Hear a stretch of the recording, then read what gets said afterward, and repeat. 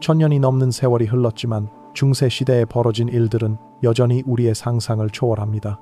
오늘 밤 역사책에서는 절대 찾아볼 수 없는 중세 유럽의 가장 기괴하고 충격적인 관습들을 들려드리겠습니다. 이 이야기를 듣고 나면 당신은 암흑시대라고 불리는 그 시대가 얼마나 복잡하고 기이했는지 깨닫게 될 것입니다. 1348년 흑사병이 유럽을 휩쓸던 그 해, 프랑스의 한 작은 마을에서는 이상한 의식이 거행되고 있었습니다. 마을 사람들은 모두 모여서 춤을 추고 있었는데 그 춤은 일반적인 축제의 춤이 아니었습니다. 그들은 죽음을 맞이하기 전에 마지막으로 생명력을 확인한다며 서로의 몸을 만지고 확인하는 기괴한 의식을 벌이고 있었습니다. 하지만 이것은 중세시대 수많은 기이한 관습들 중 하나에 불과했습니다. 중세시대, 서기 500년부터 1500년까지의 1000년간은 인류 역사상 가장 복잡하고 모순적인 시기였습니다. 한편으로는 기독교의 금욕주의가 지배했지만 다른 한편으로는 상상할 수 없을 정도로 자유분방하고 기괴한 관습들이 존재했습니다. 오늘은 그 어두운 이면을 들여다보겠습니다. 첫 번째로 가장 충격적인 중세의 첫날 밤 관습에 대해 말씀드리겠습니다. 중세 유럽에서는 결혼한 부부의 첫날 밤에 마을 사람들이 참여하는 기괴한 전통이 있었습니다. 이를 베데잉 베딩 의식이라고 불렀는데 그 내용은 현대인들이 상상하기 힘들 정도로 충격적이었습니다. 신혼부부가 결혼식을 마치면 마을의 모든 사람들이 그들을 침실로 에스코트했습니다. 하지만 여기서 끝나지 않았습니다. 마을 사람들은 신랑 신부의 옷을 벗기고 침대에 눕히는 과정까지 직접 참여했습니다. 심지어 일부 지역에서는 마을의 어른들 이 신혼부부에게 조언을 해주는 시간도 있었습니다. 이 의식의 목적은 여러 가지였습니다. 첫째는 결혼의 완성을 마을 공동체가 확인하는 것이었고, 둘째는 젊은 부부에게 경험을 전수하는 것이었습니다. 하지만 가장 중요한 목적은 마을의 혈통을 보장하는 것이었습니다. 프랑스의 한 수도원 기록에는 이런 내용이 있습니다. 마을 사람들이 신혼부부의 침실에 모여서 그들이 제대로 된 후손을 낳을 수 있는지 확인했다. 이는 마을의 미래가 걸린 중요한 일이었다. 하지만 이 의식은 단순한 확인에 그치지 않았습니다. 일부 지역에서는 마을에 경험 있는 여성들이 신부에게 직접 교육을 했고 남성들은 신랑에게 기술을 전수했습니다. 이 과정에서 개인의 사생활은 완전히 무시되었습니다. 영국의 한 마을에서는 더욱 극단적인 관습이 있었습니다. 신혼부부가 첫날 밤을 보낸 후 아침에 침대 시트를 마을 광장에 전시해야 했습니다. 이는 결혼이 성공적으로 완성되었음을 공개적으로 증명하기 위한 것이었습니다. 두 번째로 중세의 목욕 문화에 대해 이야기해야 합니다. 현대인들은 중세 사람들이 목욕을 하지 않았다고 생각하지만 실제로는 매우 독특한 목욕 문화가 있었습니다. 중세 유럽에는 공중 목욕탕이 있었는데 이곳은 단순히 몸을 씻는 곳이 아니었습니다. 남녀가 함께 사용하는 것이 일반적이었고 목욕하면서 식사를 하고 술을 마시고 심지어 비즈니스 미팅을 하기도 했습니다. 더욱 놀라운 것은 이런 공중 목욕탕에서 치료가 이루어졌다는 것입니다. 당시 사람들은 다른 사람과 함께 목욕하면서 생명력을 공유할 수 있다고 믿었습니다. 특히 젊은 사람과 함께 목욕하면 젊음을 되찾을 수 있다고 생각했습니다. 독일의 한 목욕탕 기록에는 이런 내용이 있습니다. 늙은 귀족들이 젊은 하인들과 함께 목욕하면서 그들의 활력을 흡수하려 했다. 이는 당시에는 매우 과학적인 치료법으로 여겨졌다. 하지만 가장 기괴한 것은 혼합 목욕 의식이었습니다. 특별한 날에는 마을의 모든 사람들이 성별, 나이, 신분에 관계없이 함께 목욕했습니다. 이는 평등과 공동체 결속을 위한 것이라고 했지만 실제로는 매우 혼란스러운 상황을 만들어냈습니다. 세 번째로 중세의 수도원 생활에 숨겨진 기괴한 관습들에 대해 말씀드려야 합니다. 일반적으로 수도원은 금욕적이고 경건한 곳으로 알려져 있지만 실제로는 매우 복잡한 상황이었습니다. 일부 수도원에서는 육체적 고행이라는 명목으로 기괴한 의식들이 행해졌습니다. 수도사들은 서로의 몸을 채찍질하거나 함께 차가운 물에 몸을 담그거나 심지어 서로의 죄를 고백하면서 특별한 참회 의식을 거행했습니다. 더욱 충격적인 것은 일부 여자 수도원에서 행해진 신비주의적 합일 의식이었습니다. 수녀들은 하나님과의 완전한 합일을 위해 극도로 감정적이고 육체적인 상태에 도달하려고 했습니다. 이 과정에서 벌어진 일들은 차마 자세히 설명하기 어려울 정도였습니다. 스페인의 한 수도원 기록에는 이런 내용이 있습니다. 수녀들이 하나님의 사랑을 경험하기 위해 극도의 황홀경에 빠져들었다. 그들의 신음소리와 움직임은 마치 다른 종류의 경험을 하는 것 같았다. 네 번째로 중세의 의료 관습에 대해 이야기해야 합니다. 당시의 의학은 현대와는 완전히 다른 개념에 기반하고 있었는데 그 중에서도 체액 이론은 가장 기괴한 치료법들을 만들어냈습니다. 중세 의사들은 인간의 몸에 4가지 체액, 혈액, 점액, 황담즙, 흑담즙이 있다고 믿었습니다. 병은 이 체액들의 균형이 깨졌을 때 생긴다고 생각했고 따라서 균형을 맞추기 위해 다양한 방법을 사용했습니다. 가장 일반적인 치료법은 사혈이었는데 이는 단순히 피를 뽑는 것이 아니었습니다. 의사들은 환자의 나이, 성별, 계절, 심지어 별자리까지 고려해서 언제, 어디서, 얼마나 많은 피를 뽑을지 결정했습니다. 하지만 더 기괴한 치료법들도 있었습니다. 동조치료법이라는 것이 있었는데 이는 같은 성별이나 나이의 건강한 사람과 접촉함으로써 건강을 회복한다는 이론이었습니다. 예를 들어 늙은 남자가 병에 걸리면 젊은 남자와 함께 침대에서 잠을 자야 했습니다. 여자의 경우도 마찬가지였습니다.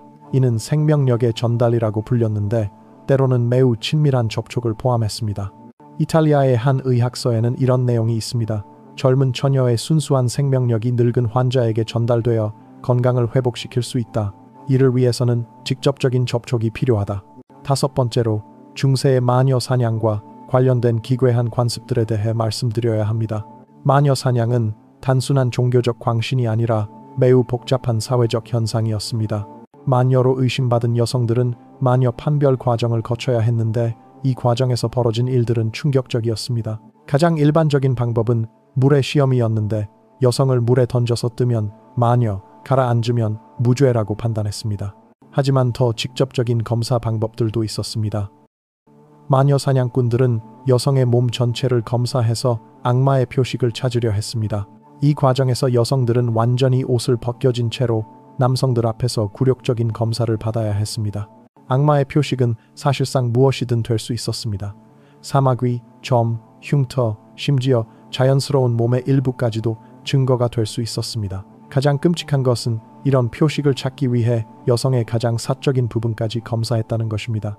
독일의 한 마녀 재판 기록에는 이런 내용이 있습니다. 의심받는 여자의 몸 구석구석을 검사한 결과 여러 곳에서 악마의 표식을 발견했다. 특히 은밀한 부분에서 발견된 표식은 확실한 증거였다. 6번째로 중세의 연금술 실험에 숨겨진 기괴한 관습들에 대해 이야기해야 합니다. 연금술사들은 금을 만들고 불로불사의 비약을 찾기 위해 다양한 실험을 했는데 그중 일부는 매우 충격적이었습니다. 연금술의 핵심 개념 중 하나는 미크로코스모스와 마크로코스모스의 조화였습니다. 연금술사들은 인간의 몸이 우주 전체의 축소판이라고 믿었기 때문에 완벽한 물질을 만들기 위해서는 완벽한 인간의 정수가 필요하다고 생각했습니다. 이를 위해 연금술사들은 매우 구체적이고 복잡한 인간 재료 수집 시스템을 운영했습니다. 그들은 서로 다른 나이, 성별, 성격을 가진 사람들로부터 다양한 정수를 추출했습니다. 어린이의 순수함, 처녀의 청순함, 현자의 지혜, 영웅의 용기 등을 모두 다른 방식으로 수집했습니다. 정수 추출 과정은 매우 의식적이고 종교적인 성격을 띠었습니다. 연금술사들은 특별한 날 보름달, 춘분, 하지 등의 특별한 장소 지하실, 탑 꼭대기, 십자로 등에서 의식을 거행했습니다. 이 의식에는 대상자가 직접 참여해야 했고 때로는 매우 친밀하고 개인적인 과정을 거쳐야 했습니다. 혈액 연금술이라는 분야도 있었습니다. 연금술사들은 서로 다른 혈액을 섞어서 완벽한 혈액을 만들려고 했습니다. 이를 위해 그들은 다양한 사람들로부터 혈액을 채취했는데 채취 과정에서 매우 특별한 절차를 따랐습니다. 예를 들어 처녀의 혈액은 첫 월경 때 채취해야 가장 순수하다고 믿어졌습니다. 영웅의 혈액은 전투 직후에 채취해야 용기의 정수가 포함되어 있다고 여겨졌습니다. 연인들의 혈액은 그들이 가장 열정적인 순간에 채취해야 사랑의 힘을 얻을 수 있다고 생각했습니다. 독일의 한 연금술사 파라켈수스의 제자가 남긴 기록에는 이런 내용이 있습니다. 완벽한 현자의 돌을 만들기 위해서는 12명의 서로 다른 사람들의 정수가 필요하다. 각각은 특별한 상황에서 특별한 방법으로 채취되어야 한다. 호흡 연금술도 있었습니다. 연금술사들은 사람의 숨결에도 특별한 힘이 있다고 믿었습니다. 특히 특별한 상황에서 나오는 숨결은 더욱 강력한 힘을 가진다고 여겨졌습니다. 이를 수집하기 위해 연금술사들은 매우 가까운 거리에서 대상자의 호흡을 포착해야 했습니다. 체온 연금술이라는 것도 있었습니다. 인간의 체온에는 생명의 불이 담겨 있다고 믿어졌기 때문에 연금술사들은 이 열을 저장하려고 했습니다. 이를 위해 그들은 대상자와 직접적인 접촉을 통해 체온을 전달받고 특별한 용기에 보관하려고 했습니다. 가장 복잡한 것은 감정 연금술이었습니다. 연금술사들은 인간의 감정에도 물질적인 실체가 있다고 믿었습니다. 사랑, 분노, 기쁨, 슬픔 등의 감정을 추출해서 연금술 실험에 사용하려고 했습니다.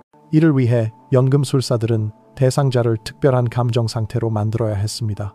사랑의 정수를 얻기 위해서는 연인들을 극도의 열정 상태로 만들었고, 분노의 정수를 얻기 위해서는 사람들을 화나게 만들었습니다.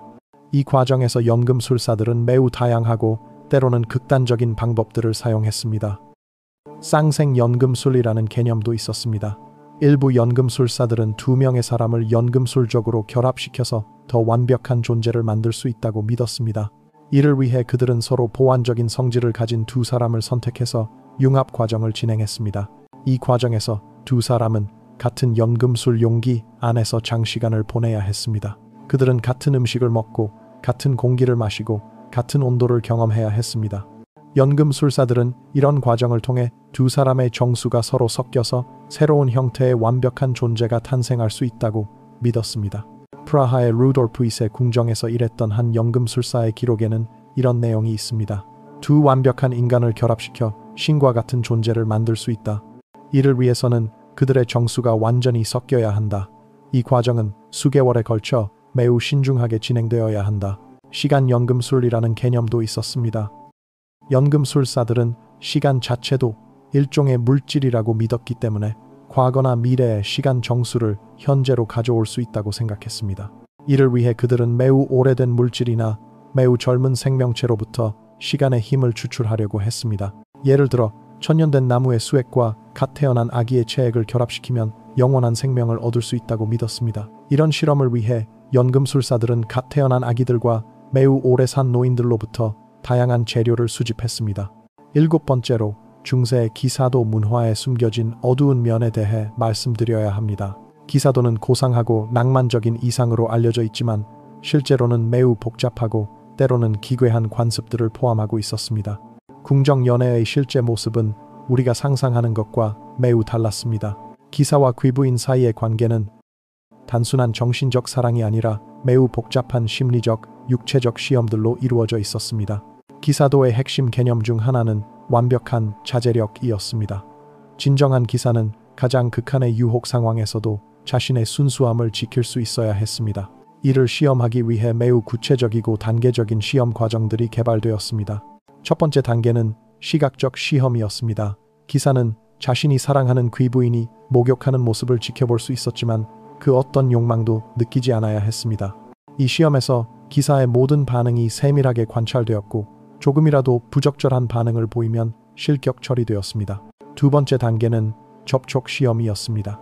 기사는 귀부인의 몸을 직접 만질 수 있었지만 그것이 순수한 봉사의 마음에서 나온 것이어야 했습니다. 예를 들어 귀부인의 옷을 갈아입히거나 머리를 빗겨주거나 심지어 목욕을 도와주는 일도 포함되었습니다. 세 번째 단계는 동침 시험이었습니다. 이것이 바로 아사그 아사 의식으로 기사와 귀부인이 옷을 벗고 같은 침대에서 밤을 보내지만 어떤 불순한 행위도 하지 않아야 하는 시험이었습니다. 하지만 이 시험들은 단순히 참는 것만이 아니었습니다. 기사는 동시에 귀부인에게 완벽한 봉사를 제공해야 했습니다. 즉 그녀의 모든 필요를 채워주면서도 자신의 욕망은 완전히 억제해야 했습니다. 프랑스의 한 기사도 교본에는 이런 구체적인 지침이 있습니다. 진정한 기사는 사랑하는 여인과 가장 친밀한 상황에서도 그녀를 신성한 존재로 여길 수 있어야 한다. 그의 손길은 성직자가 성물을 다루듯 경건해야 하고 그의 마음은 수도사가 기도할 때처럼 순수해야 한다. 이런 시험들을 통과한 기사에게는 완벽한 연인의 지위가 주어졌습니다. 하지만 이 지위를 유지하기 위해서는 지속적인 봉사가 필요했습니다. 봉사의 내용은 매우 다양했습니다. 기사는 귀부인의 개인적인 시중을 들어야 했는데 이는 일반적인 하인들이 할 수 없는 매우 친밀한 일들을 포함했습니다. 예를 들어 귀부인이 잠들 때까지 곁에서 지켜보기, 악몽을 꿀 때 달래주기, 심지어 병에 걸렸을 때 간병하기 등이 있었습니다. 의상 봉사라는 특별한 관습도 있었습니다. 기사는 귀부인의 옷을 직접 입혀주고 벗겨주는 역할을 해야 했습니다. 이 과정에서 기사는 여성의 몸을 직접 만져야 했지만 그것을 전혀 여성적으로 인식하지 않아야 했습니다. 더욱 복잡한 것은 감정 조절 봉사였습니다. 귀부인이 슬프거나 화가 났을 때 기사는 그녀의 감정을 달래주어야 했습니다. 이를 위해 기사는 때로는 매우 친밀한 접촉을 해야 했습니다. 하지만 이 모든 것이 순수한 위로의 목적이어야 했습니다. 대리 경험 봉사라는 것도 있었습니다. 귀부인이 직접 경험할 수 없는 일들을 기사가 대신 경험하고 그 느낌을 전달해 주는 것이었습니다. 예를 들어 귀부인이 전투의 흥분을 느끼고 싶어 하면 기사가 전투 후 즉시 돌아와서 그 생생한 감각을 전달해 주어야 했습니다. 이런 전달 과정에서 기사는 매우 생생하고 상세한 묘사를 해야 했습니다. 때로는 단순한 말로는 부족해서 직접적인 재현을 통해 전달하기도 했습니다. 이 과정에서 기사와 귀부인 사이에는 매우 강렬한 감정적 유대가 형성되었습니다. 고통 분담 봉사라는 극단적인 관습도 있었습니다. 만약 귀부인이 병에 걸리거나 고통을 당하면 기사는 그 고통을 함께 나누어야 했습니다. 이를 위해 기사는 귀부인과 같은 음식을 먹고 같은 온도의 물에 몸을 담그고 심지어 같은 병을 앓기도 했습니다. 독일의 한 기사 게오르크 폰 프룬즈베르크의 일기에는 이런 내용이 있습니다. 사랑하는 여인이 열병에 걸렸을 때 나도 함께 같은 고통을 겪었다.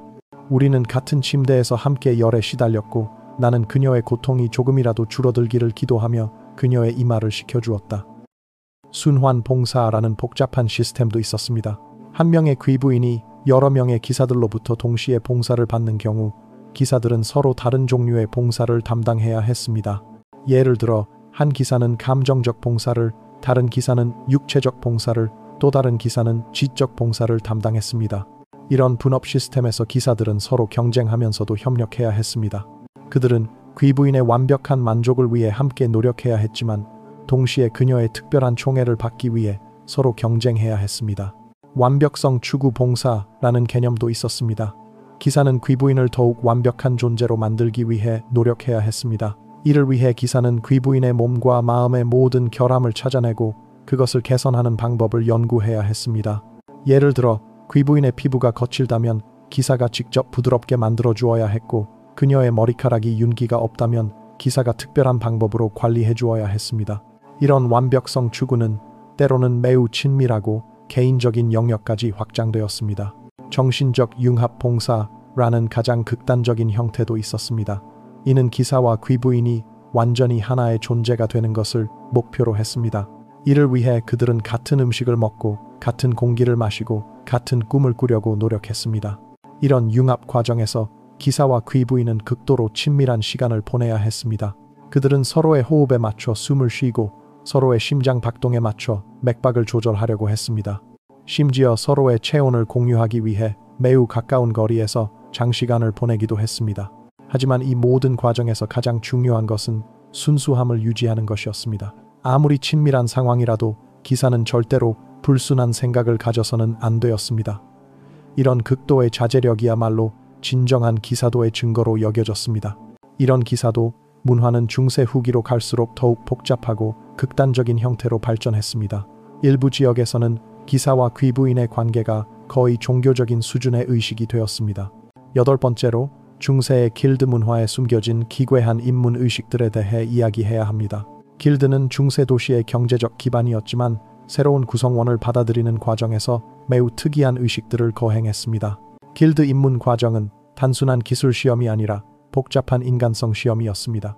입문자는 자신이 길드 공동체의 일원이 될 자격이 있다는 것을 여러 방면으로 증명해야 했습니다. 순수성 검증이라는 첫 번째 단계가 있었습니다. 입문자는 자신의 출생과 성장 과정을 상세히 증명해야 했습니다. 이 과정에서 입문자의 몸 전체가 검사되었는데 이는 그가 순수한 혈통을 가지고 있는지 확인하기 위한 것이었습니다. 검사 과정에서 입문자는 완전히 옷을 벗어야 했고 길드의 원로들이 그의 몸을 자세히 살펴보았습니다. 그들은 입문자의 근육 발달 상태, 손에 굳은 살, 심지어 생식기의 상태까지도 확인했습니다. 이는 그가 정말로 해당 직업에 적합한 신체적 조건을 갖추고 있는지 판단하기 위한 것이었습니다. 기술 습득 시험은 단순히 기술적 능력만을 평가하는 것이 아니었습니다. 입문자는 길드의 모든 구성원들 앞에서 자신의 기술을 시연해야 했는데 이 과정에서 매우 굴욕적인 상황들이 벌어졌습니다. 예를 들어 대장장이 길드의 경우 입문자는 완전히 벗은 상태에서 뜨거운 불 앞에서 작업해야 했습니다. 이는 그가 진짜 대장장이의 불의 정신을 가지고 있는지 시험하기 위한 것이라고 설명되었습니다. 직조 길드의 경우에는 입문자가 다른 구성원들의 몸에 직접 천을 감아가면서 기술을 시연해야 했습니다. 이 과정에서 입문자는 다양한 체형의 사람들을 모델로 사용해야 했고 때로는 매우 친밀한 접촉이 필요했습니다. 충성 서약 의식은 가장 복잡하고 상징적인 과정이었습니다. 입문자는 길드의 모든 구성원들과 개별적으로 형제 관계를 맺어야 했습니다. 이 과정에서 각각의 기존 구성원과 특별한 결속 의식을 거행해야 했습니다. 결속 의식의 내용은 길드마다 달랐지만 대부분 매우 친밀하고 개인적인 것들이었습니다. 가장 일반적인 것은 혈맹 의식이었는데 입문자와 기존 구성원이 서로의 손목에 상처를 내고 피를 섞어서 마시는 것이었습니다. 하지만 일부 길드에서는 더욱 극단적인 결속 방법들이 사용되었습니다. 체액 공유 의식이라는 것이 있었는데 이는 혈액뿐만 아니라 다른 체액들도 함께 공유하는 것이었습니다. 이를 통해 구성원들은 완전한 형제가 될 수 있다고 믿어졌습니다. 베니스의 한 유리세공 길드 기록에는 이런 내용이 있습니다. 새로운 형제가 되기 위해서는 우리와 완전히 하나가 되어야 한다. 이를 위해 몸과 마음 그리고 생명의 정수까지도 나누어야 한다. 이것이 진정한 형제의 증거다. 공동 숙박 의식도 있었습니다. 입문자는 일정 기간 동안 기존 구성원들과 함께 생활해야 했습니다. 이 기간 동안 그들은 같은 방에서 잠자고 같은 음식을 먹고 같은 활동을 해야 했습니다. 이 과정에서 입문자는 개인적인 사생활을 완전히 포기해야 했습니다.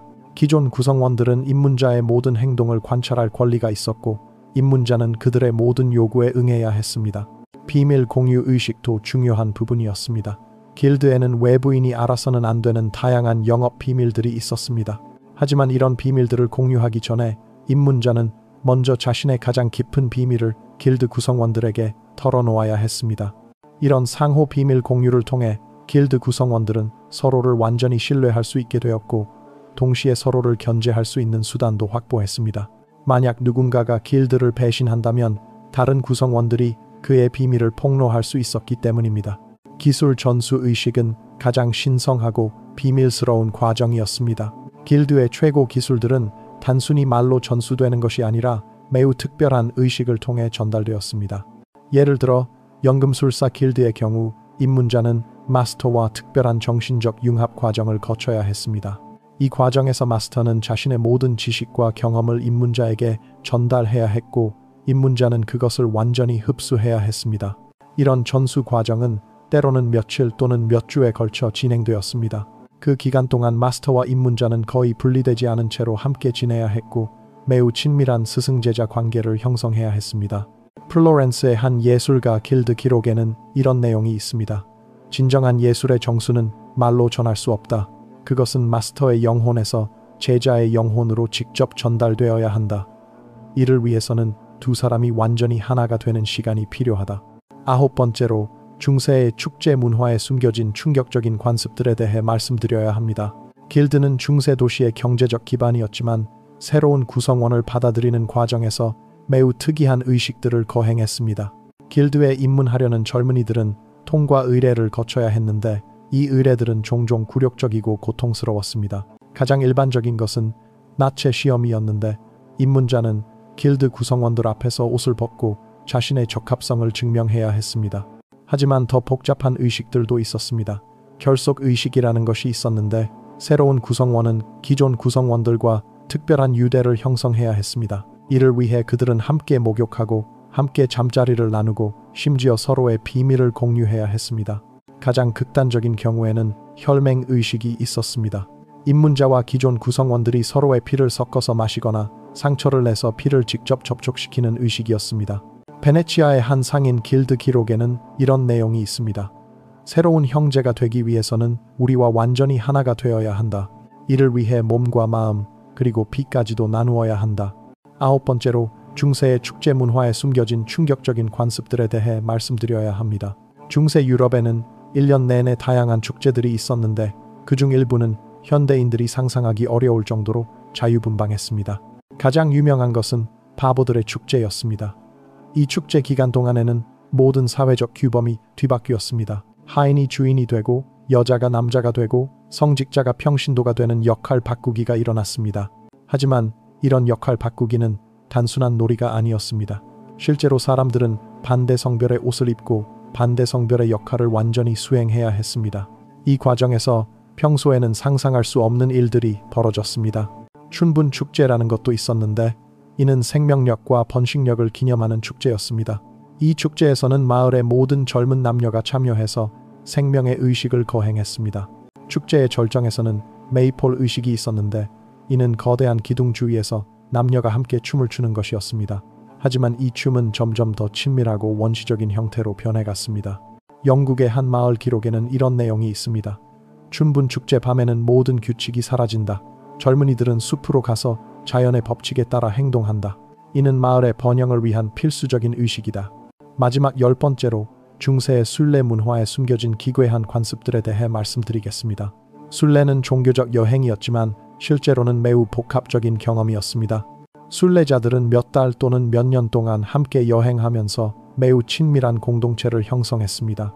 이 과정에서 일반적인 사회적 규범들이 완화되었고 평소에는 불가능한 관계들이 형성되었습니다. 순례자의 특권이라는 것이 있었는데 이는 순례 기간 동안에는 일반적인 사회적 제약에서 벗어날 수 있다는 것이었습니다. 귀족과 평민, 성직자와 평신도, 남자와 여자 사이의 구분이 완화되었습니다. 순례길에는 특별한 휴식소들이 있었는데 이곳에서는 순례자들이 영적 정화를 위한 다양한 의식들을 거행했습니다. 이 의식들 중 일부는 매우 친밀하고 개인적인 것들이었습니다. 가장 극단적인 것은 집단 참회 의식이었습니다. 순례자들은 함께 옷을 벗고 서로의 죄를 고백하고 서로를 정화시켜주는 의식을 거행했습니다. 스페인의 산티아고 순례길 기록에는 이런 내용이 있습니다. 순례자들은 하나님 앞에서 모든 것을 벗어던지고 순수한 존재가 되어야 한다. 이를 위해 그들은 서로를 도와 육체적, 정신적 정화를 이룬다.